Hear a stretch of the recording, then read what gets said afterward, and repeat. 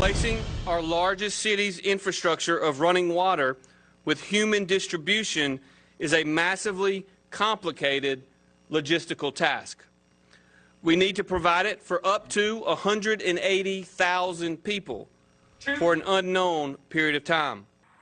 In Mississippi's capital city, another day with little or no water flowing from faucets, and authorities are scrambling to get a failing water treatment plant plagued by decades of deferred maintenance back online. Now, the problem is upending life in the city of roughly 150,000 residents. Schools were shuttered there this week, businesses forced to adapt, and people have had to wait in long lines for bottled water to drink, cook, or simply brush their teeth with. Today, I spoke with the mayor of Jackson, Mississippi, about how long this crisis could last and when federal aid may be coming to that struggling city. Here is part of our conversation. So we know you are in the middle of this massive crisis. Can you tell us, how did it get to this point? And in your eyes, where does the fault lie? Well, this is a set of accumulated problems over the better part of more than 30 years.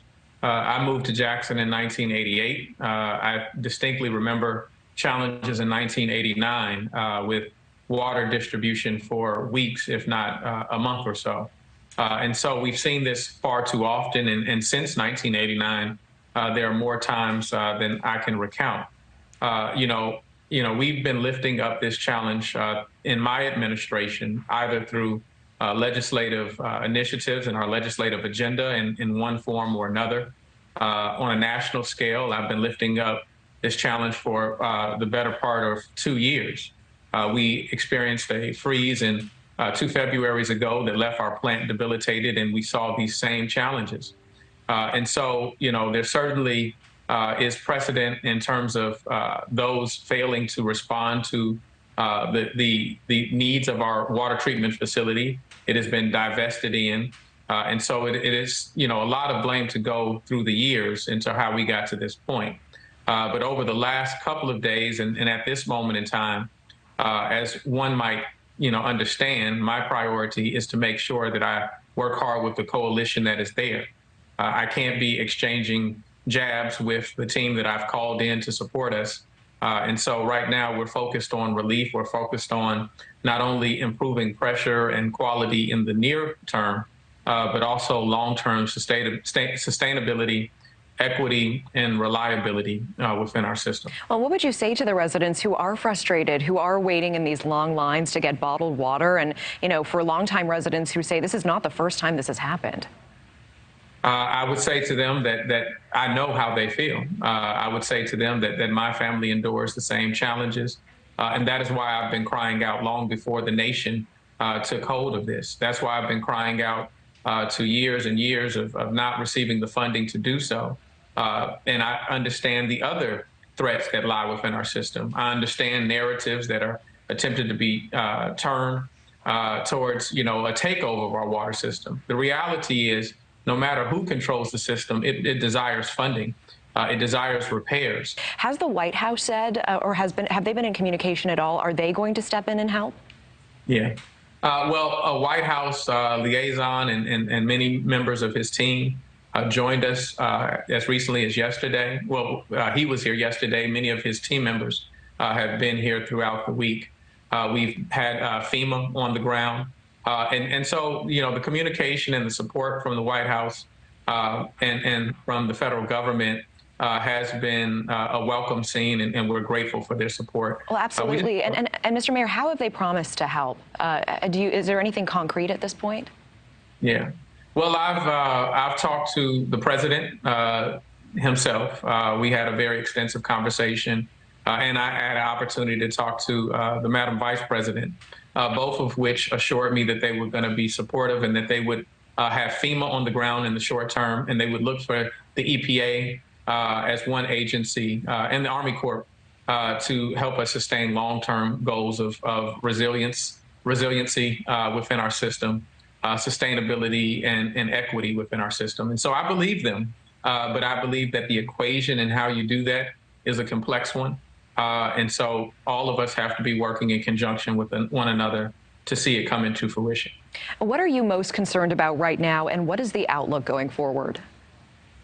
Well, obviously, I'm most concerned, with the fact that people don't have water in their homes. That registers a number of specific concerns, not only the sanitary concerns, how babies, get, the formula mix that they have.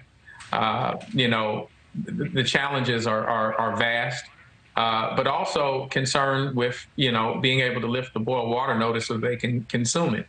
But we also know that there are several points of failure, not only at the water treatment facility.